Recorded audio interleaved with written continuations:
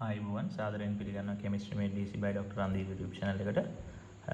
එතකොට අද අපි කතා කරන්නේ ඉනෝගනික් වල අලුත් කොටසක්. අපි දැන් පාඩම් 6ක් ඉවර කරා ඉනෝගනික් වල. ඉවර කරපු ටිකට තමයි මේ හරි දාලා තියෙන්නේ. ඒතර අද කරන්න හිතාගෙන ඉන්නේ මෙන්න මේ ලවණ වල ප්‍රතික්‍රියා. ලවණ ජලයත් එක්ක ප්‍රතික්‍රියා. ඒක ආකාර දෙකක තැන් දෙකක තිබුණා. එකක් තමයි ලවණයි ජලයයි බහු විස්ථාපන ප්‍රතික්‍රියා කරා. ආය ලවණයි ජලයයි ද්විත්ව විස්ථාපන ප්‍රතික්‍රියා කරා. එතකොට ওই ප්‍රතික්‍රියා ආකාර යාන්ත්‍රණ දෙකක් ඔස්සේ මේක වෙනවා කියන එක දැනගන්න ඕනේ. එතකොට මේ දෙකටම අදාළ උදාහරණ දෙක සාකච්ඡා කරන්න තමයි හදන්නේ. ඉතින් තරමක වැදගත් කොටසක්. රචනා ප්‍රශ්න වලට එච්චරම අවශ්‍ය වෙන්නේ නැහැ. MCQ ටිකක් ඉතින් අමාරු වෙලා ඉන්න පුළුවන්. ඒව කරගන්න මේ කොටස අවශ්‍ය වෙනවා. ස්ට්‍රක්චර්ඩ් එසේ වලත් මේ ටික එන්න පුළුවන්. ඉතින් එසේ එකක තමයි එන්නේ ඉඩ අඩු. හරි අපි බලමු එතකොට ද්විත්ව විස්ථාපන කොටසෙන් පටන් ගමු. හරි ලවණ ජලය ජල විච්ඡේදන ප්‍රතික්‍රියා. ලවණයි ජලයයි ප්‍රතික්‍රියාවක් වුණොත් ඒකට කියන්නේ ජල විච්ඡේදන ප්‍රතික්‍රියාවක් කියලා. ඒ කියන්නේ ජල අණුවක් ගත්තාම ඒකේ තියෙනවනේ H උයි OH උයි H+ උයි OH- උයි කියලා තියෙනවා. ඒක කැඩිලා ගිහිල්ලා H+ එක තව පරමාණුවකටත් OH- එක තව පරමාණුවකටත්. ඒ කියන්නේ H+ එක ඍණ ආයනයකටත් OH- එක ධන ආයනයකටත් ගිහිල්ලා බැඳෙන එකකට තමයි ජල විච්ඡේදනයක් කියලා කියන්නේ. මේවා ඕගනික් වල ඉනෝගනික් වල හැමතැනම තියෙනවා. ඉතින් කිසියම් ප්‍රතික්‍රියාවකට ජලය ඇත්තටම සහභාගී වෙනවා නම් බොහෝ වෙලාවට ඒක ජල විච්ඡේදනයක් වෙන්න පුළුවන්. ඉතින් මෙතනදී කොහොමද වෙන්නේ ජල විච්ඡේදනයක්? ඉතින් අපි ඉගෙන ගත්තා ලවණයි ජලයයි ආකාර දෙකයි මොනවද? ද්විත්ව විස්ථාපනයි බහු විස්ථාපනයි කියලා දෙකකට බෙදාගත්තා. මොනවා වුණත් ඒවා ජල විච්ඡේදන ප්‍රතික්‍රියා කියන එක දැනගන්න ඕනේ. එතකොට ද්විත්ව විස්ථාපන වලට අපිට ඉගෙන ගන්න තියෙන්නේ ලෝහ හයිඩ්‍රයිඩ්, ලෝහ පෙරොක්සයිඩ්, ලෝහ නයිට්‍රයිඩ්, ලෝහ කාබයිඩ් සහ ලෝහ ඔක්සයිඩ් කියන පහ ජලයත් සමග ප්‍රතික්‍රියාව. මේවා ඔක්කොම ලවණ ගණයට දාන්න අපිට පුළුවන් අන්තිම එක ඇරුණාම. ලෝහ ඔක්සයිඩ් අපි ඉගෙනගෙන ඉවරයි. ලෝහ ඔක්සයිඩ් දන ජලය කියන එක අපි ඔක්සයිඩ් දන ජලය පාඩමේදී ඉගෙනගෙන ඉවර කරා. අපි එක කලින් වීඩියෝ එකක් කරානේ ලෝහ ඔක්සයිඩ් දන ජලය, ලෝහ ඔක්සයිඩ් ඔක්සයිඩ් දන ජලය, ඔක්සයිඩ් දන අම්ල, ඔක්සයිඩ් දන භස්ම කියලා. ඒ වීඩියෝ එකේ තියෙනවා එතකොට ලෝහ ඔක්සයිඩ් ජලයත් එක්ක ප්‍රතික්‍රියා කරලා භස්මයක් හදනවා කියලා. හැබැයි මේ පරිපූර්ණත්වය සඳහා මම මෙතනට ඇඩ් කරා. ඉතින් ඔක්සයිඩ් කියන්නේ ලවණ නෙවෙයි. ඒක කිසිසේත්ම මෙතනට ගැලපෙන්නේ නැහැ. මේ හැබැයි ඒක යාන්ත්‍රණයක් ද්විත්ව විස්ථාපන. ඉතින් මෙතනට ඇඩ් කරා. ඒ වුණාට මම ආයෙක උගන්වන්න බලාපොරොත්තු වෙන්නේ නැහැ. එතකොට 1 2 3 4 කියන හතර තමයි ඉගෙන ගන්න තියෙන්නේ. මොනවද? ලෝහයක හයිඩ්‍රයිඩ් ඒ කියන්නේ MH. උදාහරණ එතකොට සෝඩියම් හයිඩ්‍රයිඩ් වගේ එකක්. ඊට පස්සේ ලෝහ පෙරොක්සයිඩ් M2O2 ඒ කියන්නේ සෝඩියම් පෙරොක්සයිඩ් වගේ Na2O2. හරි. ඊට පස්සේ M3N කියන්නේ උදාහරණයක් මැග්නීසියම් නයිට්‍රයිඩ්. ඊට පස්සේ කැල්සියම් කාබයිඩ් CaC2 මෙතන එක. ඒතරම් කාබයිඩ් කියන්නේ M2C2 වගේ ඒවා ලියන්න පුළුවන්. ඊට පස්සේ ලෝහ ඔක්සයිඩ් කියන එක අපි කතා කරලා ඉවරයි. ඒක ගැන මම කතා කරන්න බලාපොරොත්තු වෙන්නේ නැහැ. බහු විස්ථාපන එක අපි පස්සේ බලමු. අපි මොකද්ද මේ ද්විත්ව විස්ථාපන දැන් ප්‍රතික්‍රියා හතරක් තියෙනවානේ. ওই ටික කොහොමද වෙන්නේ කියන එක තමයි ඉගෙන ගන්න යන්නේ. හරි ලේසි. මේ ප්‍රතික්‍රියා මතක තියාගන්න කිසිම උත්සාහයක් දරන්න ඕනේ නැහැ ප්‍රතිඵල ටික. ඇයි මේ ඕනම එක යාන්ත්‍රණය දන්නවනම් මම කලින් පාඩමේ කිව්වා ද්විත්ව විස්ථාපන ප්‍රතික්‍රියා ටික තමයි අම්ල භස්ම, අම්ල ලවණ, භස්ම ලවණ, ලවණ ලවණ සහ ලවණ ජලය. එතකොට මේ ද්විත්ව විස්ථාපන වල ප්‍රතිඵල මතක තියාගන්න නැහැ කවදාවත්. ඒවා ගෙදරින් යනකොට පාඩම් කරන් යන්න ඕනේ නැහැ. හේතුව එවලට ගිහිල්ලා අයන හතර මාරු කරලා උත්තරේ ලියන්න විතරයි තියෙන්නේ. එහෙනම් අපි බලමු කොහොමද මේ වැඩේ වෙන්නේ කියලා. එතකොට ඉහත ලෝහ වලින් හැදිච්ච ලවණ වර්ග හතර තියෙනවනේ. Carbide, nitride, peroxide, hydride. එතකොට ඔන්න ඔය ලවණ වර්ග හතර ජලයත් එක්ක ප්‍රතික්‍රියා කරලා ලැබෙන ඵල දෙකක් අනිවාර්යෙන් තියෙනවා. පළවෙනි ඵලය ඔය අදාළ ලෝහයේ හයිඩ්‍රොක්සයිඩ්. එහෙනම් සෝඩියම් නම් සෝඩියම් හයිඩ්‍රොක්සයිඩ්. අනිත් එක මොකක් හරි වායුවක්. හයිඩ්‍රයිඩ් වලින් එක වායුවකුත්, පෙරොක්සයිඩ් වලින් තව වායුවකුත්, නයිට්‍රජන් වලින් තව වායුවකුත්, කාබයිඩ් වලින් තව වායුවකුත් හම්බ වෙනවා. මේ වායු කියන එක හරියන්නේ නැත්තේ පෙරොක්සයිඩ් වලට විතරයි. මම ඒක ඇයි කියලා කියන්නම්. එතකොට බොහෝ වෙලාවට වායුවක් තමයි උත්තරයට ලැබෙන්නේ. මේක වායුව කියන එක හැම වෙලේම හරියන්නේ නැහැ. මෙන්න මේ පෙරොක්සයිඩ් වලදී වායුවක් නෙවෙයි ලැබෙන්නේ. වෙන දෙයක් අපි කතා කරමු මේ මොකක්ද කියලා. හරි. එහෙනම් අපි මුලින් ඉඳන් පටන් ගන්නවා උදාහරණ ලෝහ හයිඩ්‍රයිඩ් උදාහරණේ සෝඩියම් හයිඩ්‍රයිඩ් ජලයත් එක්ක ප්‍රතික්‍රියාව. දැන් කාට හරි මේක තේරෙන්නේ නැත්නම් මෙච්චරයි කරන්න තියෙන්නේ. OH කියලා ලියාගත්තා, H+ දැම්මා, OH- එක ලියාගත්තා. ඊට පස්සේ සෝඩියම් +ට OH- සෙට් කරා NaOH හැදෙනවා. H+ ට H+ ට H- සෙට් කරා. එතකොට හැදෙන්නේ කෙලින්ම H2. එහෙනම් හයිඩ්‍රජන් වායුව පිට වෙනවා. ඉතින් සමහර MCQ වල දීලා තියෙනවා කෙලින්ම NAD ඒ කියන්නේ සෝඩියම් ඩියුටරයිඩ්. ඩියුටීරියම් කියන්නේ මොකද්ද? හයිඩ්‍රජන් වලටම තමයි. හයිඩ්‍රජන් වල තියෙන සමස්ථානිකයක් හයිඩ්‍රජන් වලට වඩා දෙගුණයක් බරින් වැඩි. අපි ඉගෙන ගන්නවා සමස්ථානික ගැන ඉගෙන ගන්න වෙලාවට පළවෙනිම පාඩමේ වගේදී මොකද්ද? සමස්ථානිකයක රසායනික ගුණ සමානයි කියලා. ඒ කියන්නේ එකම මූලද්‍රව්‍යයේ සියලුම සමස්ථානික වල රසායනික ගුණ සමානයි. එහෙනම් ඩියුටීරියම් කියන එක හයිඩ්‍රජන් විදිහටම හැසිරෙන්න ඕනේ. එහෙනම් සෝඩියම් ඩියුටරයිඩ් දුන්නා කියලා D2O දුන්නා කියලා අපිට බය වෙන දෙයක් නැහැ. සෝඩියම් ඩියුටරයිඩ් එක්ක ජලය දුන්නා කියලා අපිට බය වෙන දෙයක් නැහැ. අපි ලියන්නේ මෙච්චරයි. H+ උයි OH- උයි ලියාගත්තා. Na+ ට OH- සෙට් කරා NaOH වෙනවා.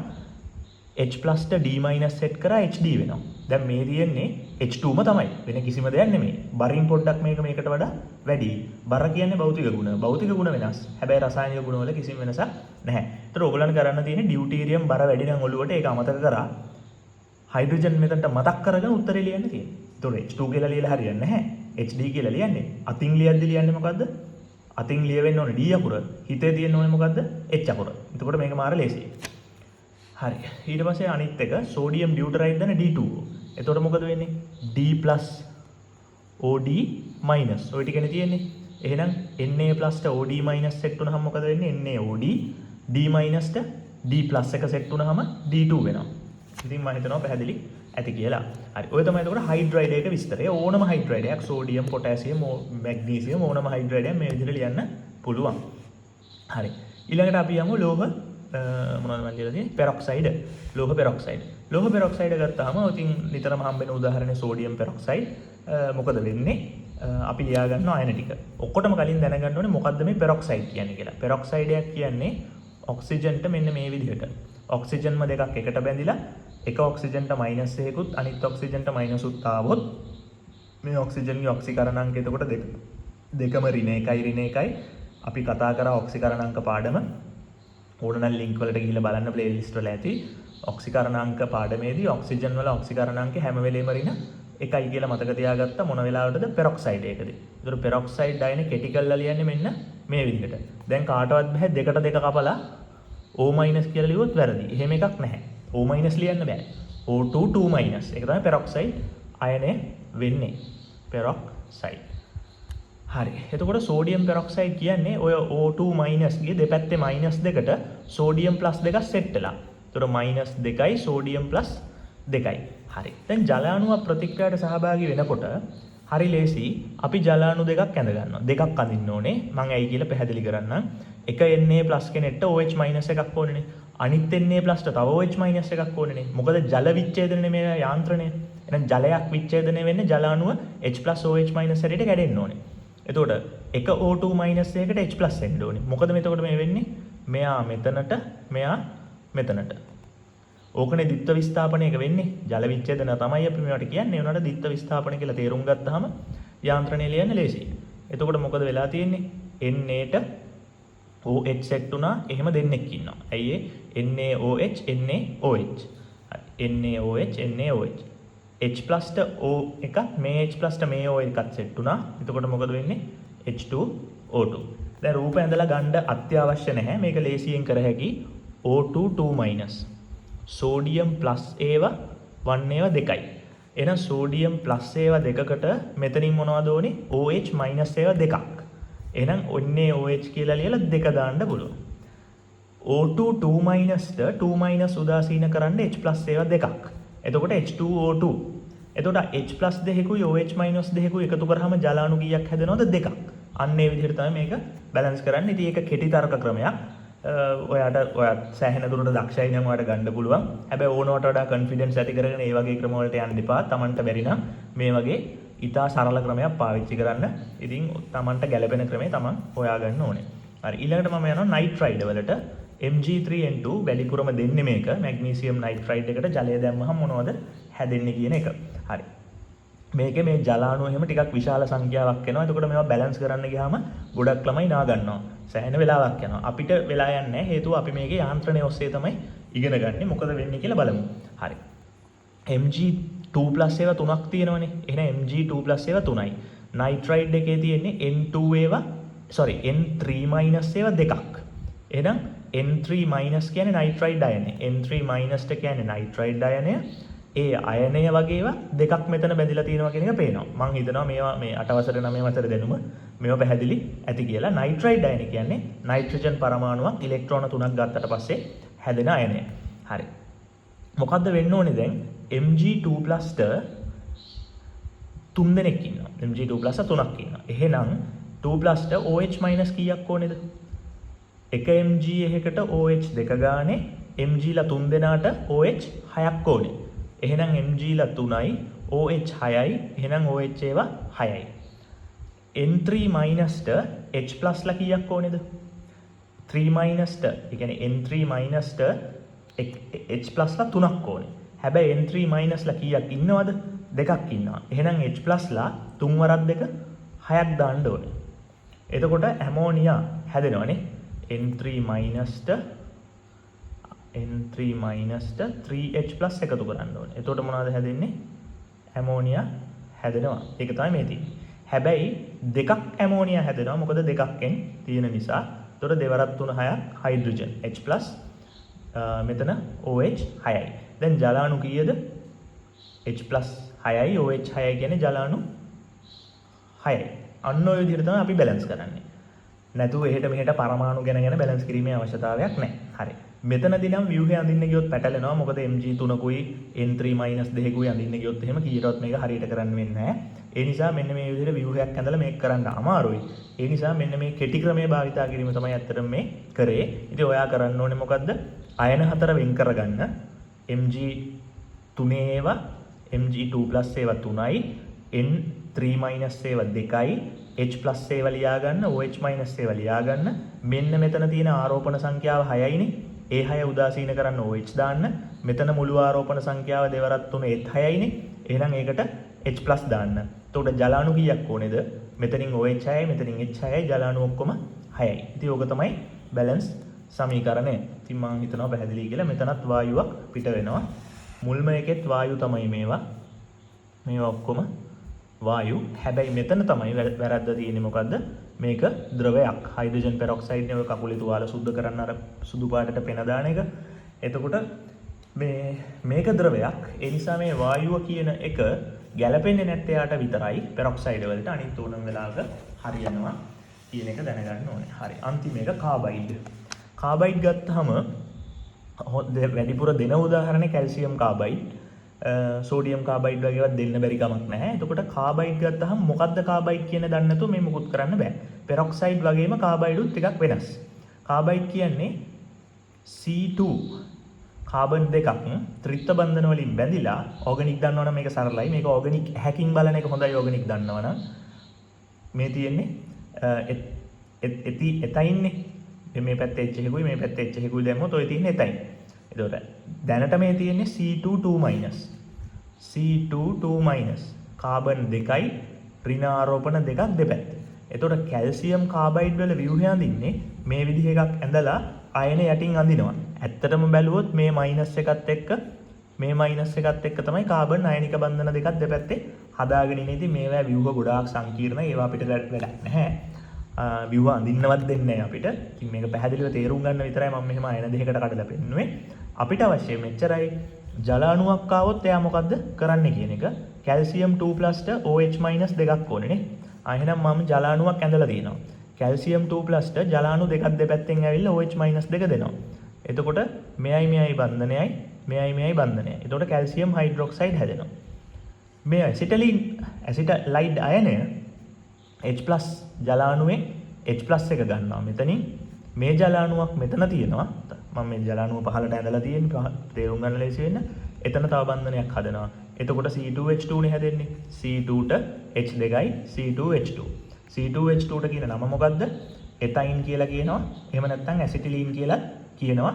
මේක ගෑස් එකක්. එහෙනම් තවත් වායුවක් ඔන්න අපිට පිට වෙනවා දකින්න පුළුවන්. මේක සොලිඩ්. ඒක භස්මයක්. සොලිඩ් නෙවෙයි. ඒක්වස් ජලීයයි.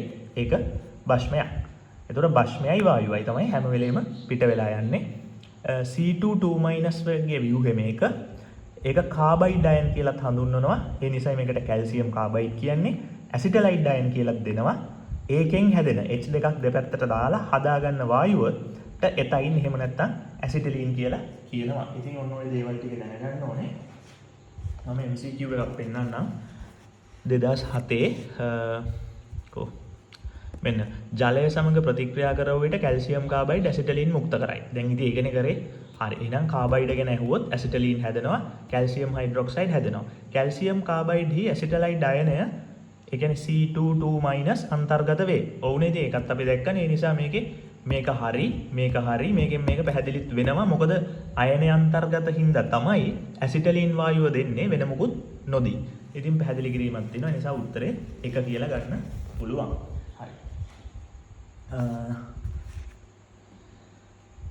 ඊට පස්සේ අපි බලමු තව උදාහරණයක්.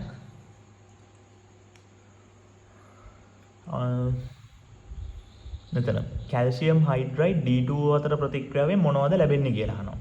එහෙනම් මේ තියෙන්නේ ඒකනේ, හයිඩ්‍රයිඩයක් තියෙනවා. මම එහෙම එකක් ලියලා නැහැ. ඉතින් අපිට ලියන්න පුළුවන් කැල්සියම් හයිඩ්‍රයිඩ් D2O. D2O ලියන්නේ DOD කියලා. D+ උයි OD- උයි. ඊට පස්සේ මොකද වෙන්නේ? කැල්සියම් 2+ උයි H- ඒවා දෙකයි. ඕනනම් රූපය ඇඳලා කරන්නත් පුළුවන්, නැත්නම් ආයන මාරු කරලා ලියන්නත් පුළුවන්. එතකොට D+ එක ඒවා දෙකක් ඕනේ කැල්සියම්ට. එතකොට කැල්සියම් D+ ඒවා නෙමෙයි. කැල්සියම් 2+ ට OH- ඒවා දෙකක් ඕනේ. ඒ කියන්නේ OD- ඒවා දෙකක්. ඒ හින්දා ඉස්සරහින් දෙකයි. එතකොට මොනවද හැදෙන්නේ? CaOD දෙකයි. ඊට පස්සේ H- දෙකකට දැන් ඉබේම D+ ඒවා දෙකක් තියෙනවා. ඒ නිසා හැදෙන්නේ HD. H- ට D+ සෙට් වුණාම HD.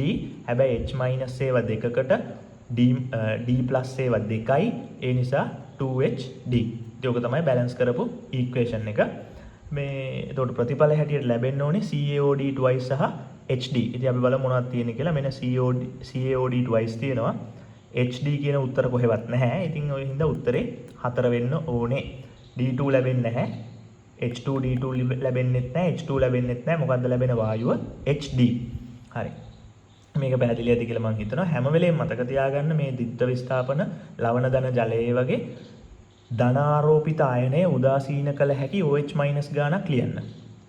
ඍණාරෝපිත අයනය උදාසීන කර හැකි H+ ගානක් ලියන්න. ඒ දෙක සමාන විය යුතුයි අනිවාර්යෙන්. ඒ නිසා ගැටලුවක් වෙන්නේ නැහැ. හරි. ඊට පස්සේ අපි යමු වැදගත්ම කැලලට. මොකද්ද? බහු විස්ථාපන. හරි. බහු විස්ථාපන ප්‍රතික්‍රියාව. දැන් බහු විස්ථාපන කියලා යාන්ත්‍රණයක් කොයි ලෝකෙවත් නැතුව ඇති. මේ මට හිතලා මම හදපු යාන්ත්‍රණයක්. ඉතින් ඒක හරියනවා නම් එච්චරයිනේ අපිට ඕනේ. බහු විස්ථාපන ප්‍රතික්‍රියාව කියන්නේ මොනවද කියලා මම මෙතන හැඳින්වීමේ කියන්නම්. බහු විස්ථාපනයක් අදාළ වෙන්නේ 4 වන කාණ්ඩයේ මූලද්‍රව්‍ය වල හේලයිඩ සහ 5 වෙනි කාණ්ඩයේ මූලද්‍රව්‍ය වල හේලයිඩ සහ 4 වෙනි කාණ්ඩයේ සිලිකන් වල හේලයිඩ වලට. එතකොට හේලයිඩ කිව්වහම ෆ්ලෝරයිඩ්, ක්ලෝරයිඩ්, බ්‍රෝමයිඩ්, ඩයඩයිඩ් තියෙනවා. ඒ ඕන එකකට හරි. හැබැයි අපිට දෙන්නේ ක්ලෝරයිඩ්, බ්‍රෝමයිඩ්, අයඩයිඩ් වගේ ඒවා ෆ්ලෝරයිඩ් සාමාන්‍යයෙන් දෙන්නේ නැහැ. එතකොට මේ සිලිකන් ඕනේ 4 වෙනි කාණ්ඩේ, 5 වෙනි කාණ්ඩේ නම් ඔක්කොමල්ලා ඕනේ. ඒ කියන්නේ නයිට්‍රජන්, ෆොස්ෆරස්, ආසනික්, ඇන්ටිමනි, බිස්මත් කියන පහම ඕනේ. ඒතර බහු විස්ථාපන ගොඩේ අපි 4 වෙනි කාණ්ඩෙන් පටන් ගමු සිලිකන් වලින්. මෙතන ලියලා තියෙන්නේ OH- පැහැදිලි නැත්නම් මේ ටික නැහැ. හරි. එතකොට CCl4 නේ 4 වෙනි කාණ්ඩේ හේලයිඩ් එකට ලියන්න වෙන්නේ මුලින්ම. මොකද කාබන්, සිලිකන්, ජර්මේනියම්, ටින්, ලෙඩ් පල්ලෙහාට පාඩම් කරලා ඇති කියලා මම හිතනවා. එතකොට කාබන් වල ක්ලෝරයිඩ් කාබන් ටෙට්‍රාක්ලෝරයිඩ්. ඉතින් මේකට කාබන් ටෙට්‍රාබ්‍රෝමයිඩ් ඔය ඕන එකක් ලියන්න පුළුවන්. CBr4 CCl4 ඕන එක. සරලයි, ප්‍රතික්‍රියාවක් ජලයත් එක්ක නැහැ. එතකොට 4 වෙනි කාණ්ඩෙන් සිලිකන් විතරයි අපිට ඉගෙන ගන්න තියෙන ප්‍රතික්‍රියා වල හැටියට. කාබන්, සිලිකන් දැනගත්තාම ඇති. ජර්මේනියම්, ටින්, ලෙඩ් වල ඒවා අපිට වැඩක් නැහැ. එහෙනම් කාබන් ප්‍රතික්‍රියාවක් නැහැ. සිලිකන් වල දැනගන්න තියෙන්නේ. හරි. මේකේ යාන්ත්‍රණය අඳින්න. මෙහෙමයි කරන්නේ. මේ යාන්ත්‍රණ අඳින්න ගියාම බය වෙන්න එපා. කිසිම විදිහක මේවා ඕගනික් වල වගේ වදයක් නෙමෙයි. ධන ඍණ ආරෝපණ දාලා ඊතල ටිකක් ගහන්න විතරයි තියෙන්නේ. සිලිකන් ටෙට්‍රාක්ලෝරයිඩ් ඇඳ හැකිනේ මෙහෙම. සිලිකන් ඇඳ Cl4ක් වටේට ඇඳා. ඊට පස්සේ සිලිකන් වල විද්‍යුත් ඍණතාව වැඩි නිසා සිලිකන් ධන 4යි. හරි. සිලිකන් වල විද්‍යුත් ඍණතාව ක්ලෝරින්ට වඩා අඩු නිසා සිලිකන් ධන 4යි. ඒතර ක්ලෝරින් ටික Cl- කියලා එනවා. හරි. අපි කරන්නේ මෙච්චරයි. මේකේ හැම ක්ලෝරින් එකටම H+ එක ගානේ දෙනවා. ඒකට එහෙනම් අපිට ජල අණු 4ක් ඕනේ. එහෙනම් ජල අණු 4 අඳිනකොට ඉබේම අපි අතින් H+ එක OH- එක ඇඳෙන්න ඕනේ. එහෙනම් ජල අණු 4ක් තමයි මම මේ වටේට ඇඳලා තියෙන්නේ. අපි කරන්නේ මෙච්චරයි. අපි මෙන්න මෙයාව මෙයාට සෙට් කරනවා. මෙයාව මෙයාට සෙට් කරනවා. හරි. ඊට පස්සේ මෙයාව මෙයාට සෙට් කරනවා. මෙයාව මෙයාට සෙට් කරනවා. මොකද දැන් උනේ HCl කීයක් තියෙනවද? 4යි. එහෙනම් උත්තරේ මොකද්ද? 4යි HCl. ඊට පස්සේ OH- කොහෙටද සෙට් වෙන්නේ? සිලිකන්ට. මේ OH- කොහෙටද? ඒත් සිලිකන්ට. මේ OH- කොහෙටද? ඒත් සිලිකන්ට. මේ OH- කොහෙටද? ඒත් සිලිකන් වලට. එතකොට මොකද වෙන්නේ? සිලිකන්ට OH- 4ක් එකතු වෙනවා. සිලිකන් 4+ නේ. එහෙනම් SiOH4. දැන් මෙහෙම එකක් ජීවිතේට අපි අහලා නැහැ. එහෙනම් සරල කරගන්නේ මෙහෙම. ඔන්න ඔය H4 ගෙනල්ලා මුලට ලියන්න. එතකොට හම්බෙන්නේ මොකද්ද? O එක හොල්ලන්න එපා. H4SiO4 කියලා ලියුව හැකිනේ. මෙහෙම එකක් ජීවිතේට අහලත් නැහැනේ. හරි. එහෙම අහලා නැති ඒවා එන තාක්කල් මොකද කරන්න ඕනේ? ජල අණු ඉවත් කර බලන්න. එහෙනම් මේකෙන් ජල අණුවක් අයින් කරොත් H2ක් අඩු වෙලා H2 වෙනවා. O එකක් අයින් වෙනවා. එතකොට O3 වෙනවා. එතකොට හැදෙන්නේ H2SiO3. එතකොට කියන්නේ මොකක් කියලාද? සිලිසික් ඇසිඩ් කියලා. හරි. දැන් මේ වගේ එකක් විභාගයට ලියලා පෙන්නන්න බෑනේ. මේ සමනල්ලු වැදලා චිත්‍ර ඇඳලා හරියන්නේ නැහැනේ.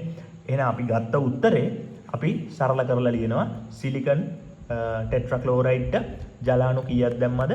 4ක් දැම්මා. බලන්න ඇයි 3 ආවේ කියන එක මම කියන්නම්. 4ක් දැම්මා. ඊට පස්සේ H2SiO3 දන 4යි HCl හැදුනා. හැබැයි ජල අණුවක් ඉවත් වීම නිසා ඒකත් ඵලයක්නේ. ඒ නිසා මෙතනට ලියන්න ඕන තව එකක් මොකද්ද? ජල අණුවක්.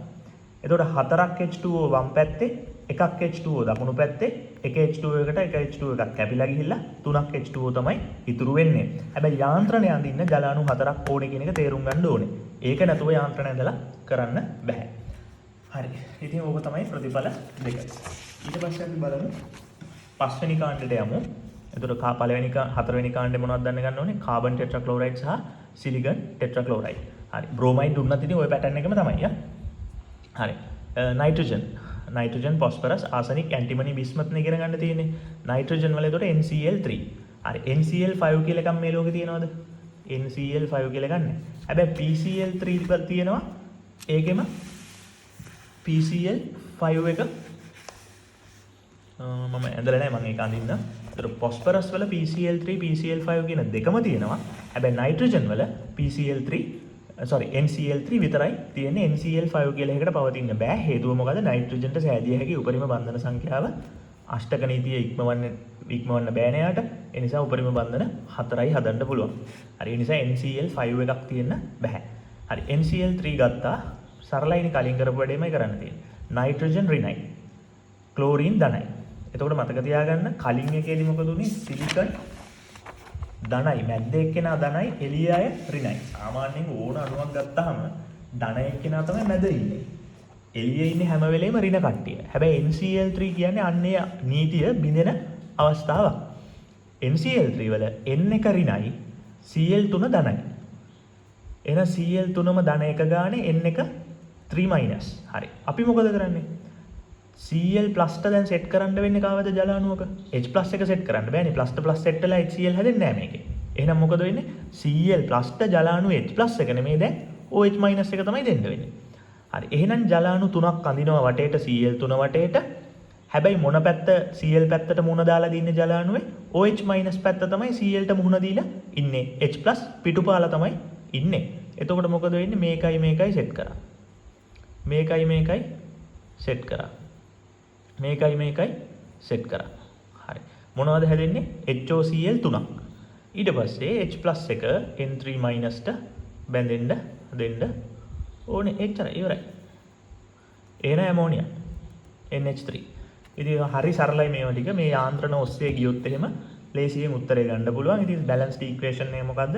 NCl3 එක අණුවකට ජල අණු තුන් පැත්තකින් 3යි. ප්‍රතිඵල මොනවද? ඇමෝනියා ධන HOCl. හරි. ඉතින් ඔන්න ඔය ටික තමයි මේකේ තේරුම් ගන්න තියෙන්නේ.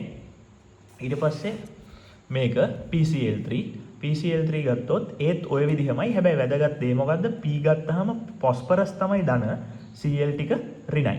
නයිට්‍රජන් විතරයි ඍණ වෙන්නේ Cl එක. අනිත් ඕනම දෙයක් ධන කියලා තමයි මැද්ද එක්කෙනාට දාන්නේ. එතකොට දැන් මෙතන අපිට අර සුපුරුදු ක්‍රමයට Cl- H+ තුනක් තුන් පැත්තෙන් සෙට් කර හැකි ජලාණු මේ OH එක තියෙනවා. කපලා නෙවෙයි තියෙන්නේ. කපලා දෙන්නේ මෙතනින් එහා ටික. ඒතර ජලාණුවක් තියෙනවා, ජලාණුවක් තියෙනවා, ජලාණුවක් තියෙනවා. එහෙනම් අපි කරන්නේ මොකද්ද? මෙයාට මෙයා සෙට් කරනවා. මෙයාට මෙයා සෙට් කරනවා. මෙයාට මෙයා සෙට් කරනවා. එතකොට HCl 3යි ආය හැදෙනවා. මෙයා එනවා මෙතනට. මෙයා එනවා මෙතනට. මේ OH එක එනවා මෙතනට. එතකොට මොකද හැදෙන්නේ? POH3. දැන් POH3 කියලා අපි අහලා නැහැ. එහෙනම් මොකද කරන්නේ? අග තියෙන H ඔක්කොම මුලට දානවා. එතකොට H3PO3. ආයෙක අපි අහලා තියෙන අම්ලයන්නේ. එහෙනම් ඒකයි මේකයි තමයි හැදෙන්නේ එච්චරයි. හරි ඔය ටික තමයි එතකොට තේරුම් ගන්න තියෙන්නේ. ආසනික් හැම වෙලේම හැසිරෙන්නේ phosphorus වගේ. ඒ නිසා PCl3 විදිහටම ACl3 ඒ රූපෙමයි ලියන්න තියෙන්නේ. phosphorus එක කැපුවා ආසනික් ලිව්වා. ඉවරයි. එතනින් එහා කිසිම දෙයක වෙනසක් නැහැ. phosphorus වගේම ASOH3 හදනවා. H3 මුලට ලියනවා. එතකොට ආසනික් අම්ලය, ආසනස් අම්ලය ලැබෙනවා HCl තුනකුත් එක්ක. එකම වෙනස මේ දෙකේ මොකද්ද?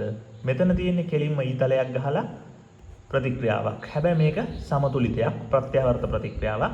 මේ උඩ දෙකම ප්‍රත්‍යාවර්ත ඒවා නෙමෙයි. ඉතින් ඒ පොයින්ට් එක ඇරුණාම වෙන කිසිම වෙනසක් මේ දෙකේ නැහැ. ඒ නිසා මේව පාඩම් කරන්නවත් නැහැ. අපි මේවා එවලට ගිහිල්ලා පැටර්න් රෙකග්නිෂන් විතරයි අපි කරන්නේ. phosphorus වල ලක්ෂණ සිලික ආසනික්ට ආදේශ කිරීම පමණයි. අපි කවදාවත් මිනිස්සෙක් දැක්කහම පාරේ ගිහිල්ලා යනකොට මිනිස්සයාට අපි බලන්නේ නැහැනේ ඇස් දෙකක් තියනවද, කන් දෙකක් තියනවද, කටක් තියනවද, එහෙම කියලා බලලා නෙමෙයි මිනිස්සු අඳුරගන්නේ. අපිට තියෙනවා පැටර්න් රෙකග්නිෂන් හැකියාවක්. ඒතකොට කලින් මිනිස්සු අඳුරාගෙන ඒ ලක්ෂණ කෙලින්ම අපි එක වෙන වෙනම තියනවද කියක හොයන්න යන්නේ නැහැ. අපි මිනිස්සයා දැක්කහම කලින් මිනිස්සු අඳුරගන්න භාවිතා කරපු ලක්ෂණ නිසා අපේ ඔළුවේ පැටර්න් රෙකග්නිෂන් හැදිලා තියෙනවා. වෙනම අපි ඒ ලක්ෂණ වෙනම හොයන්න යන්නේ නැහැ. එහෙනම් මෙතනත් එහෙමයි කරන්න තියෙන්නේ. ඕක තමයි ඉනෝගනික් කෙමිස්ට්‍රි කියන්නේ. නැතු ඉනෝගනික් වල මේ කටපාඩම් කර ප්‍රතික්‍රියා කටපාඩම් කර ප්‍රතිඵල කටපාඩම් කර ඉන්න දෙයක් නැහැ. පැටර්න් රෙකග්නිෂන් තියෙන්නේ. ඒක තමයි ඒගොල්ලෝ විභාගෙදී බලාපොරොත්තු වෙන්නේ. ඒකම තමයි අපිට උගන්වන්නේ නැති දේ. ඉතින් ඒක ඔබේ අවාසනාවට කරන්න දෙයක් නැහැ. හරි. ඔබේ වරද නෙවෙයි ඔබේ අවාසනාව. හරි. එතකොට ඇන්ටිමනි ගත්තොත් එහෙම Cl3යි වටේට දාගත්තා. හරි. මම මෙතනට එන්න කලින් මේ PCl5 ගැන කියලා ඉන්නම්. මම ඒක ඇඳලා නැහැ. ඒතර phosphorus වල PCl5 එක ගත්තොත් හරි PCl5 එක ගත්තොත් මෙහෙම Cl 5ක් තියෙනවනේ. හරි. ආරෝපණය කොහොමද? phosphorus ධන 5යි. Cl ටික ඍණයි. හරි. ජලාණු එතකොට ඔහොම ජලාණු 5ක් ලියන්න වෙනවා. හරි. H+OH- H+OH-. මෙතන ඉඩ නැති නිසා මේ ගැටලුව තියෙන්නේ. ඊට වඩා ඔයගොල්ලෝ ලස්සනට ඔයගොල්ලෝ නෝට් එකේ දාගන්න H+OH- මේක නෑ. හරි. ඒතකොට H+. දැන් මොකද වෙන්නේ? මෙයා මෙයත් එක්ක. මෙයා මෙයත් එක්ක. මෙයා මෙයත් එක්ක. මෙයා මෙයත් එක්ක. මෙයා මෙයත් එක්ක. OH ලා පස් දෙනාම කොහෙටද යන්නේ? phosphorus ගේ ගාවට යනවා. එතකොට මොනවද හැදෙන්නේ? ඔන්න ඔය විදිහට යනවා. දැන් මොනවද හැදෙන්නේ? HCl 5යිනේ. ඇයි HCl 1 2 3 4 5යි. ඊට පස්සේ phosphorusට OH 5ක් සෙට් වුණාම POH 5යි. දැන් එහෙම එකක් අපි ජීවිතේට අහලා නැහැනේ. එහෙනම් අපි මොකද කරන්නේ? සියලුම H ටික මුලට ලියනවා. එතකොට එන්නේ H5යි PO 5යි. එහෙම එකක් අහලත් නැහැනේ. එතකොට අපි ඉගෙන ගත්තා මොකද? අහලා තියෙන එකක් වෙනකන් ජලාණු ඉවත් කරන්න. එතකොට මොකක්ද හැදෙන්නේ? ෆොස්ෆොරික් අම්ලය හැදෙනවා. ධන 5 ඔක්සිකරණ අංකේ තියෙන. ෆොස්ෆරස් උත් කීයද මෙතන? ධන 5මයි. මෙතන ආසනික් ධන 3යි, මෙතනත් ධන 3යි. මෙතන ෆොස්ෆරස් ධන 3යි, මෙතනත් ධන 3යි. එහෙනම් මේවා ඔක්සිකරණ අංක ඕන තරම් ඔයගොල්ලෝ හොයලා බලන්න. කිසිම පරමාණුක ඔක්සිකරණ අංක වෙනස් වෙලා නැහැ. ඉතින් හරිය සරලයි. එතකොට PCl5 වල ප්‍රතිඵල මොනවද? 5 5ක් H2O තමයි මුලින් එන්නේ. හැදෙන්නේ H3PO4. හැබැයි ජලාණුවක් අයින් වුණ නිසා ජලාණුව ලියන්නත් ඕනේ. ඊට පස්සේ HCl 5ක් එනවා. ඒකත් ලියාගන්න. ජලාණුවකට එකක් කැපිලා ගියාම 4යි ඉතුරු. ඕක තමයි එතකොට බැලන්ස් කෙමිකල් ඉක්වේෂන් එක. හරි. ඉතින් මේවා මේ මං හිතන්නේ ඔයගොල්ලෝ බොහෝ දෙනෙක් සාතිශය බහුතරයක් මේවා ප්‍රතිඵල ඔහේ කටපාඩම් කරලා ඇති. 100ට එකක් දෙන්නෙක් ළමයි විතරයි මේවා කටපාඩම් නොකර කවුරු හරි කෙනෙක් උගන්වපු මේ වගේ ක්‍රමයකට මතක තියන් ඇත්තේ තර්කානුකූලව නැත්තම් ඔහේ මේ අපි කටපාඩම් කරන එක විතරයි කරන්නේ ගිරව් වගේ කිසිම ක්‍රමයක් නැතුව. හරි. එතකොට අපි දැන් කතා කරේ කවුද? Nitrogen, phosphorus, arsenic. තව ඉතුරු වෙලා තියෙන්නේ කවුද? ඇන්ටිමනි සහ බිස්මත්. හරි. ඇන්ටිමනි බිස්මත් අපිට ඕන විදිහට වැඩ කරන්නේ නැහැ. ඒගොල්ලෝ වෙනස්. එහෙනම් මොකද්ද වෙනස කියලා බලමු. ඔන්න ওই විදිහට වියුලිය ඇඳගත්තා කිසිම ගැටලුවක් නැහැ. ජල අණු එකයි එන්නේ මේවට. ජල අණු 3ක් Cl3 වටේට යන්නේ නැහැ. ඒක තමයි වෙනස. එහෙනම් ජල අණු එන්නේ මෙහෙම. ජල අණුවක් අඳිනකොට අපි පුරුදු වුණේ මෙච්චර වෙලා OH- එක කෑල්ලක් හැටියටත් H+ තව කෑල්ලක් හැටියටත් හිතන්නනේ. එහෙම ඇඳලානේ මෙහෙම ලිව්වේ. OH- එක කෑල්ලක් H+ තව කෑල්ලක්. එහෙනම් අන්න ඒකත් වෙනස් වෙනවා දැන්. මොකද වෙන්නේ? H+ එකක් H+ එකක් O2- තව එකක්. එහෙනම් මේකේ විශේෂතා දෙකයි. එකක් මොකද්ද? Cl වටේට ජල අණු ප්‍රමාණවත් තරම් යන්නේ නැහැ. එක ජල අණුවයි හැම වෙලෙම එන්නේ. දෙවෙනි වෙනස තමයි H+OH- හැටියට නෙවෙයි අයන කැඩෙන්නේ. මෙන්න මේ විදිහට H+, O2-. එතකොට HCl දෙකයිනේ. SbCl එකක් කැඩෙන්නේ නැතුව එහෙමම ඉතුරු වෙනවා. මොකද එක ජල අණුවයිනේ අපිට ගියේ. මෙන්න මේ Sb අර O2- එක ඔන්න ඔය විදිහේ ද්විත්ව බන්ධනයක් හදනවා කියලා ලියා ගන්න පුළුවන්. එතකොට මොකද වෙන්නේ? SbOCl. එහෙනම් SbOCl. එතකොට ඕක සුදු පැහැති අවක්ෂේපයක් ප්‍රත්‍යාවර්තයි කියන විශේෂතා දෙකත් ඕගොල්ලෝ අනිවාර්යෙන් මතක තියාගන්න ඕනේ. මේ ප්‍රතික්‍රියාව නම් රචනාවලටත් අහලා තියෙනවා. ඒ නිසා මේක මාර වැදගත්. ජලයේ යෙදූ විට කිසියම් ලවණයක් සුදු පැහැති අවක්ෂේපයක් පෙන්වනවා වගේ අවස්ථාවක් තමයි මේක. ඒක ගැන වැඩි විස්තර අපි පස්සේ කතා කරමු. මේ ප්‍රශ්නට අදාළව ওই ටික දැනගත්තාම ඇති. හරි. මම චූටි කැලක් අවශ්‍ය නම් කියන්න කිසියම් ලවණයක් තියෙනවා කියලා විභාගයට කියනවා. ඒකට ජලයේ යෙදුවාම සුදු අවක්ෂේපයක් ලැබෙනවා කියලා කියනවා. හැබැයි මේ සුදු අවක්ෂේපයේ තනුක HCl යෙදූ විට ප්‍රත්‍යාවර්ත ප්‍රතික්‍රියාවක් නිසා ප්‍රතිඵල මේ පැත්තට වැඩිපුර බිහි වෙන්න පටන් ගන්නවා. එතකොට මේ අවක්ෂේපය දිය වෙනවා. ඒ හින්දා ඔයාට ආපහු අවර්ණ පිරිසිදු පැහැදිලි ද්‍රාවණයක් හම්බ වෙනවා. ඉතින් ඔන්න ඔය විදිහට ප්‍රශ්නයක් අහන්න පුළුවන්. මම ඔය කියපු වාක්‍ය ටික කොහොමම කියලා මේ ප්‍රශ්නයක් අහන්න පුළුවන්. මට මතක විදිහට නිකන් 2004-8 වගේ කාලෙක කෙලින්ම රචනාවක ඕක තිබුණා. ඉතින් හොඳට පරිස්සමට ඒක බලලා තේරුම් ගන්න. හරි. BIත් මේ විදිහමයි. මම අලුතෙන් විස්තර කරන්න යන්නේ. මෙයාට ද්විත්ව බන්ධනය. එතකොට BiOCl solid ඒකත් සුදුයි. HCl දෙකක් හැදෙනවා. ඒකත් ප්‍රත්‍යාවර්ත. එහෙනම් මේ දෙකේ වෙනසක් තියනවද? දශමයකවත් වෙනසක් නැහැ කියන එක තමයි මතක තියාගන්න තියෙන්නේ. හරි. අනිත් දේ තමයි සමහර වෙලාවට අපිට හිතෙන්න පුළුවන් මෙතන OCl- අයන එක තමයි තියෙන්නේ කියලා. එහෙම එකක් නැහැ. මෙතන තියෙන්නේ BiO+ එනවා. මොකද Bi3+ O2- එක්ට උනහම BiO+. එහෙනම් මෙතන තියෙන්නේ මොනවද?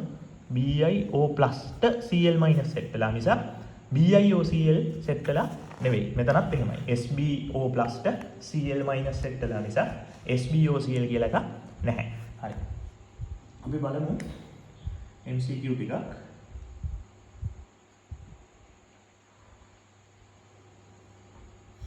ලේසි එකක් තියෙනවා. මේක 2015 145 වෙනි එක. ඒකේ වම් පැත්ත එක කරන්න තරම් මම උගන්වලා නැහැ. ඉතින් දන්න අය වුණනම් බලා ගන්න. මේ වම් පැත්ත එක නෙමෙයි මම කතා කරන්නේ දකුණු පැත්ත එක. NCl3 ජලය සමග ප්‍රතික්‍රියා කර ඇමෝනියා සහ HOCl ලබා දෙයි. දැන් ඕක කටපාඩම් කරන්නේ NCl3 ගියා ජලය දැම්මා යාන්ත්‍රණය විතරයි මතක තියාගන්නේ ඇමෝනියා දැන් HCl ලැබෙනවා කියන HOCl ලැබෙනවා කියන එක කෙලින්ම රූපේ බලලා අඳලා ගන්න පුළුවන්.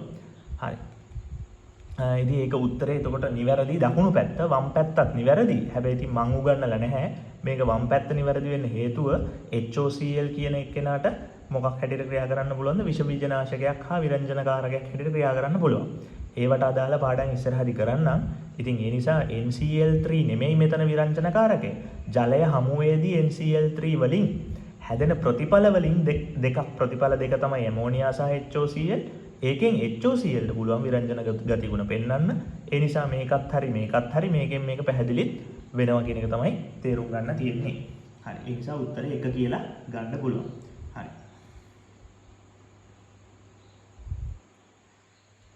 අපි බලමු චූට වෙනස් ප්‍රශ්නයක්. මෙන්න මේ 1998 මෙන්න මේ D කොටස PiCl2 මේ තියෙන්නේ. PiCl2 ධන ජලය HI ධන වෙනත් ඵල කියලා. හරි. අපි බලමු මේක හරිද කියලා. අපිට දීලා තියෙන්නේ PCl3 නෙමෙයි. අපි පුරුදුනේ PCl3. උගන්නපු එක නෙමෙයි විභාගයට දෙන්නේ. එහෙම වුණා නම් මේක ඉතිහාසයේ පාඩමක් වෙනවනේ. හරි. PCl3 තමයි අපි ඉගෙන ගත්තේ. අපෙන් අහන්නේ මොකද්ද? PiCl2. ඒ කියන්නේ phosphorus තියෙනවා, I තියෙනවා, Cl තියෙනවා, Cl තියෙනවා. ඒතර අපි මොකද කරන්නේ? ජලාණු දැම්මහම H+ ටික ඔහොම සෙට් වෙනවා. එහෙනම් HI HCl දෙකයි HI එකයි phosphorusට POH3 හදලා H3PO3 හැදුවා හැකි. ඒතර ප්‍රතිඵල වෙන්නේ මොනවද මේකේ? HCl දෙකයි HI ලා එකයි H3PO3 එකයි. ඒතර මෙතන Cl එක තුනෙන් එකකට I දාලා ප්‍රතිඵල ටික ලියලා බලන්න. ඉතින් ප්‍රතිඵල ටික එනවා එතකොට. හරි. ඒ නිසා ප්‍රතිඵල අපි බලමු මේක නිවැරදිද කියලා. PiCl2ට ජලය දැම්මහම HI සහ වෙනත් ඵල. හරිනේ. HI සහ වෙනත් ඵල දෙක හම්බ වෙනවා. ඒ නිසා මේ ප්‍රකාශය නිවැරදි. හරි. ඒකේ ඉතුරු කොටස් කරන්න පුළුවන් ඒ කොටස මොනවාද? අලෝහ ධන භස්ම. ඒක කරලා බලන්න අපි මේ පාඩම කරලා තියෙන්නේ. මේ ඉතුරු කැලි දෙක නම් කරන්න තාම අවශ්‍ය දේවල් මම කියලා දීලා නැහැ. හරි. ඊට පස්සේ අපි බලමු මෙතන රචනා ස්ට්‍රක්චර් එකක් තියෙනවා 2011 මෙහෙම ප්‍රශ්නයක් කොයි කැලේද තුන්වෙනි කොටස ජල විච්ඡේදනයේට භාජනය වී චතුස්තලීය ව්‍යුහයක් සහිත අම්ලයක් ලබා දෙයිද කියලා අහනවා. එහෙනම් ඔක්කොම දීලා තියෙනනේ සංයෝග පහක්. ඔය සංයෝග පහෙන් කවුද ජල විච්ඡේදනය වෙන්නේ කියලා හොයන්න තියෙන්නේ. ලැබෙන අම්ලය මේ චතුස්තලීය ව්‍යුහද නැද්ද කියන එක පස්සේනේ බලන්නේ. මුලින්ම බලන්නේ ජල විච්ඡේදනය වෙනවද මෙතන ඉන්න අය කියලා. හරි. මේ ඔක්කොම කැටගරයිස් කරගන්න දැන්. ඇයි ඒ? අපි කැටගරයිස් කරලා ඉගෙන ගන්නේ. මේක ලවණ. දැන් කාට හරි අහන්න පුළුවන් PCl5 වගේව ලවණද කියලා. ඒවා ලවණ කියන එකට ඒ ලවණ කියන කැටගරි එකට අර වෙන එකකට දාලා අපිට ප්‍රයෝජනයක් ගන්න බෑ. කාට හරි කියන්න පුළුවන් ඒවා ලවණක් නෙමෙයි මොකක්වත් නෙමෙයි කියලා. කිසිම ගැටලුවක් නැහැ. ඔයාලට ඕන එකක් හිතාගන්න. එහෙම මට ප්‍රශ්නයක් නැහැ. මෙතන වැදගත් පාඩ එක මොකද්ද? PCl5 ලවණයක් කියලා හිතලා ජලය එක්ක ප්‍රතික්‍රියා කරුවාම ලැබෙන ප්‍රතිඵල ටික කටපාඩම් නොකර තර්කයෙන් මතක තියාගන්න අපිට ඒක උදව් වෙනවා. එච්චරයි. ඒ හින්දා මේ නීති හදලා නැහැ මොකුත්. නීති ඕනම වෙලාවක Tamanට අවශ්‍ය විදිහට බිඳින්න පුළුවන්. හේතුව මොකද්ද? වැඩ පහසු කර ගැනීම සඳහා. හරි. එතකොට ජල විච්ඡේදනයේ භාජනය වෙන්නේ මේ පහම ලවණනේ. එහෙනම් ලවණ ජන ජලය කියලා ප්‍රතික්‍රියා ඉගෙන ගත්තේ මොනවද? මෙයා ගැන විතරනේ. මේ කිසිම කෙනෙක් අපි ඉගෙන ගත්තේ නැහැ. හයිඩ්‍රයිඩ්, කාබයිඩ්, නයිට්‍රයිඩ්, පෙරොක්සයිඩ් සහ පස්වන හා හතරවන කාණ්ඩවල හේලයිඩ්. ඔච්චරනේ තියෙන්නේ. ඉතින් මේක විතරයි එතකොට. එහෙනම් ඒකේ ප්‍රතිඵලය ලියන්න ලිව්වහම ඔයගොල්ලන්ට මතක ඇති H3PO3 සහ HCl හම්බුණා. H3PO3 වල ව්‍යුහය අඳින්න ඇන්දහම ඔයගොල්ලන්ට චතුස්තලීය හැඩයක් එයි. ඉතින් ආවත් එකයි ඒක උත්තරේනේ ගහන්න තියෙන්නේ. මොනවද හැදෙන්නේ කියලා දැනගන්න ඕනෙත් නැහැ. ඒක චතුස්තලීයද කියලා බලන්න ඕනෙත් නැහැ. මොකද ජල විච්ඡේදනය වෙන්න පුළුවන් මේ පහෙම ෆොස්ෆරස් වල ක්ලෝරයිඩ් එක විතරයි. එච්චරයි. එතන හැදෙන්නේ මොනවද? H3PO4. H3PO3 නෙවෙයි.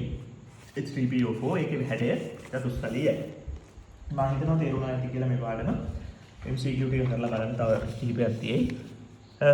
පොඩි ඕගොල්ලන්ට මේ දැන් ප්‍රතික්‍රියා සෑහෙන ගොඩක් අපි කතා කරානේ. ඒක 18ක් කතා කරන්න තියෙනවා. තව 6ක් වගේ තමයි ඉතුරු 12ක් කතා කරලා ඉවරයි.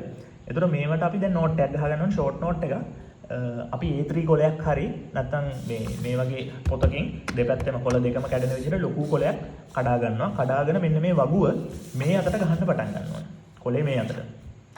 එතකොට මොනවද ලියන්න ඕනේ කියලා මම පෙන්නන්නම්. ප්‍රතික්‍රියාව මුලින් ලියන්න. මම උදාහරණ කියන්නම්. ඔක්සයිඩ් ධන ජලය පාඩම තියෙනවනේ. එහෙනම් ඔක්සයිඩ් ධන ජලය තමයි ප්‍රතික්‍රියාව. ප්‍රතික්‍රියා යාන්ත්‍රණයේ නම. මොකද්ද ඔක්සයිඩ් ධන ජලයේගේ ප්‍රතික්‍රියා යාන්ත්‍රණයට මම විශේෂ නමක් කිව්වේ නැහැ. හැබැයි අද කරපු එකේ යාන්ත්‍රණය ද්විත්ව විස්ථාපන සහ බහුව විස්ථාපන. අද කරපු පාඩම මොකද්ද ප්‍රතික්‍රියාව? ලවණ ධන ජලය. හරි. ප්‍රතික්‍රියක අර්ථ දක්වන්න. දැන් අද කරපු ඒවා නම් හතරවන හා පස්වන කාණ්ඩයේ හේලයිඩ ධන ජලය. එක්ක ලෝහ හයිඩ්‍රයිඩ, ලෝහ කාබයිඩ, ලෝහ නයිට්‍රයිඩ, ලෝහ පෙරොක්සයිඩ ධන ජලය. ඔන්න ඔය විදිහට අර්ථ දක්ව ගන්න. ඊට පස්සේ ප්‍රතිඵල නීති ටික ලියන්න. ප්‍රතිඵල නීති මොනවද? ප්‍රතිඵල නීතියක් නැහැ ද්විත්ව විස්ථාපන හෝ බහුව විස්ථාපන වලට. හේතුව මොකද්ද? අපිට යාන්ත්‍රණයම උදව් වෙනවා. අයන මාරු කරලා ලිව්වහම උත්තර එනවා. අමුතුවෙන් ප්‍රතිඵල සඳහා නීති කටපාඩම් කරන්න ඕනේ නැහැ. හැබැයි දැන් උඩ ඔක්සයිඩ් ධන ජලයේ නම් ප්‍රතිඵල නීතිය මොකද්ද? ආම්ලික ඔක්සයිඩයේ ඔක්සිකරණාංකයේ ඇති ඔක්සෝ අම්ලයේ සාදයි. ඒතකොට ඒක දිගට ලියන්න. නිකන් මේ ඔක්සෝ අම්ලය කියලා ලියලා හරියන්නේ නැහැ. ලියන්න ආම්ලික ඔක්සයිඩයේ ඒ ඔක්සිකරණාංකයේ ඇති ඔක්සෝ අම්ලයේ සාදයි කියලා. හරි. ඊට පස්සේ තව පේලියක් ලියා ගන්න මොනවටද? අපගමන වලට. දැන් අපි මේ පාඩමේදී කතා කරා NO2 අපගමනයක් පෙන්වනවා අපේ නීති වලින්. එයා ජලයත් එක්ක තනි අම්ලයක් නෙවෙයි අම්ල දෙකක මිශ්‍රණයක් ලබා දෙමින් ප්‍රතික්‍රියා කරන නයිට්‍රික් නයිට්‍රස් දෙකම. ඒතකොට ඒක අපගමන කොටස. හැම එකටම අපගමන නැහැ. මේකට අපගමන තියෙනවා. මෙතන උදාහරණයක් ලියා ගන්න. ඉතින් කැමති උදාහරණයක් දාන්න මම දැම්ම SO2 ධන ජලය හදනවා H2SO3 කියලා. අපගමනයේ වට උදාහරණේ කෙලින් මෙතනමයි. අපගමන ආයේ මෙතන උදාහරණ නෙමෙයි මම මේ කියලා තියෙන උදාහරණ කියලා මේ ප්‍රධාන ධාරාවේ විනයවට උදාහරණේ ලියන්න. ඔය විදිහට අර 18ටම අපි ටේබල් එකක් ගහගත්තොත් මෙහෙම. කොළ එකක් දෙකක් යයි A3 සයිස් කොළ. එතකොට මේ ටේබල් එක විතරයි අපිට SP ගුණ වල ප්‍රතික්‍රියාවල පාඩම් කිරිල්ලක් හැටියට කරන්න තියෙන්නේ. තර්කෙත් තියෙනවා අපිට දැන්. තර්ක මතයි අපි ඔක්කොම මතක තියාගත්තේ කටපාඩම් කරෙත් නැහැ. ඒ තර්ක ටිකට අදාළව අපි තනි කොළයක් හෝ කොළ දෙකකුත් ගහලා තියෙනවා. ඉතින් අදින් පස්සේ එතකොට ඔයගොල්ලන්ට වෙනම අලුතෙන් නෝට් බලන්න යන්න ඕනෙත් නැහැ. ඉතින් මේ වීඩියෝස් බලන්න පින තියෙන කවුරු හරි මේ වෙලාවේ මේක බලනවා නම් අනිවාර්යෙන් ඔයගොල්ලන්ට වාසියක් තියෙයි වෙන ළමයෙක්ට හම්බෙන්නේ නැති. ඉතින් ওই ටික තමයි කියන්න තියෙන්නේ. එහෙනම් ජය වේවා ඊළඟ වීඩියෝ එකෙන් අපි හම්බෙමු.